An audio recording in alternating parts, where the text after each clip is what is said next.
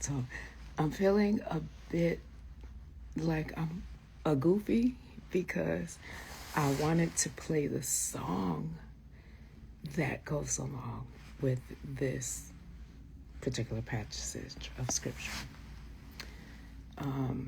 which is actually one of my favorite songs. Actually, it's by Byron Cage, and it is literally taken from the book of Psalm 3.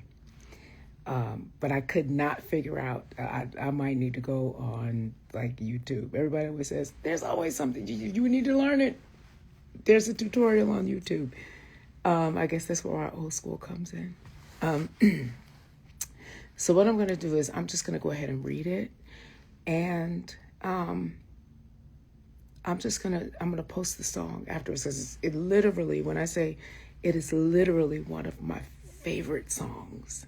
Like, seriously, I love this song. So thank you, Byron Cage.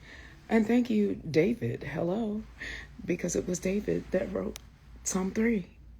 And God who gave Byron Cage, I don't know what word it is that I'm looking for right now, but he gave him, whether it be the ability or the wherewithal or whatever, to take this thousands of year old scripture and translate it into something that we can understand today. But I'm going to read it. And I promise you guys, like, seriously. So I always tell you I'm a KJV girl, right? Like, I'm super old school. But I'm reading from the New King James Version, which is like almost the same thing. It just has a bit more of contemporary flow to it. So it's a little bit more easy to understand. And if it's still not that, my personal suggestion to you would be to go to the NIV, which is the New International Version, or to the ASV, which is the American Standard Version, both which are extremely contemporary.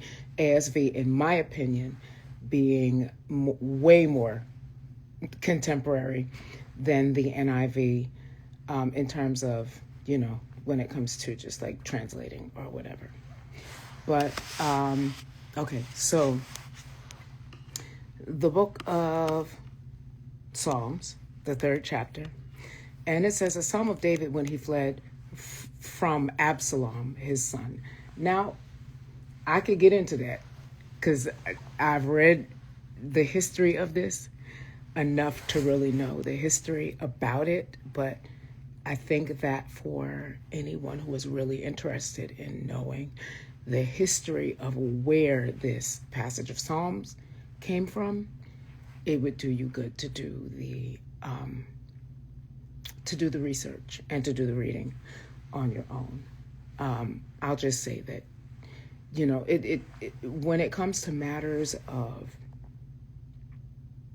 fulfilling who you are, fulfilling who God sent you to earth to be, everybody's not going to always agree with it. Everybody's not going to always stand beside you on it. And a lot of times that means like DNA sharers, like y'all got the same blood type stuff. So it's important that you understand that if you're experiencing things like that, you're not the first, you will not be the last, but that God is with you. So with that said, I am going to read the 3rd chapter of Psalms, and I am coming from the New King James Version. And it says, a Psalm of David when he fled from Absalom, his son. Starting at chapter 3, I'm going to read the entire, it's actually a very short chapter. So the 3rd chapter of Psalm, and it says, Lord, how they have increased who trouble me. Many are they who rise up against me.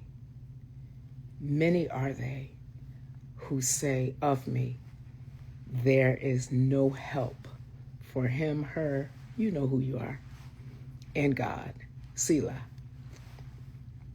But you, O Lord, are a shield for me, my glory and the one who lifts my head. You lift my head. I cried to the Lord with my voice, and he heard me from his holy hill. Selah.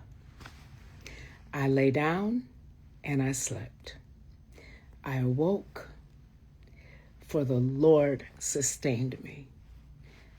I will not be afraid of 10,000s of people who have set themselves around me, who have set themselves against me all around. I'm going to read that again because I want to make sure that I say it correctly. So I'm going to start again at verse 5. I lay down and slept. I awoke, for the Lord sustained me. Verse 6 says, I will not be afraid of 10,000s of people who have set themselves against me all around. And then verse 7 goes on to say, arise, O Lord, save me, O my God, for you have struck all my enemies on the cheekbone. You have broken the teeth of the ungodly. And I'm just going to say this. You take that to mean what you need for it to mean. But for those who have chosen to unwisely set themselves against me, you know exactly what it means when I say that God has broken the teeth of the ungodly. And I'm going to leave it at that, because you're not bad enough to go against Jehovah. Verse 8 says, salvation belongs to the Lord. Your blessing is upon your people.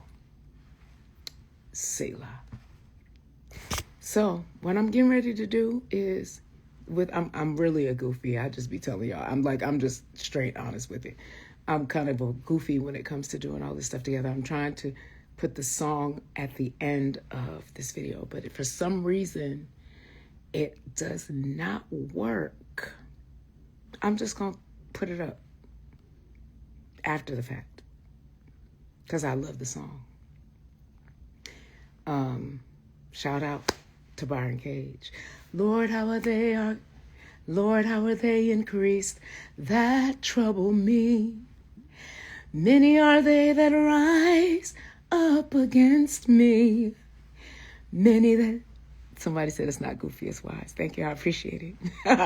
Many there be which say of my soul, there is no help for him in God, but thou, O Lord, are a shield for me, my glory, the lifter up of my head.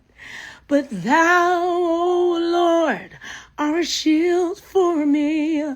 You're my glory, the lifter up of my head. It's beautiful. It is absolutely, absolutely beautiful. So I got that part of it out. He did do the entire chapter as a song. So, since it seems like I can't quite figure out how to attach the song to this video, I'm just going to put the song up afterwards. But the song was taken from the 3rd chapter of Psalms. And it was a Psalm of David that was written when he fled from his own child, Absalom, his son, who tried to overthrow the kingdom. And he was actually looking to kill his father. So my word for you tonight is be encouraged. Yet again, I think I say that all the time. Be encouraged, understand, and know that God has your back. And there is no power that is strong enough or wise enough or big enough or mighty enough to come against his protection against you. So I'm going to put this up, and then I'm going to put up the song that Byron Cage put up that is directly connected to this song. Good night, you guys. I love you.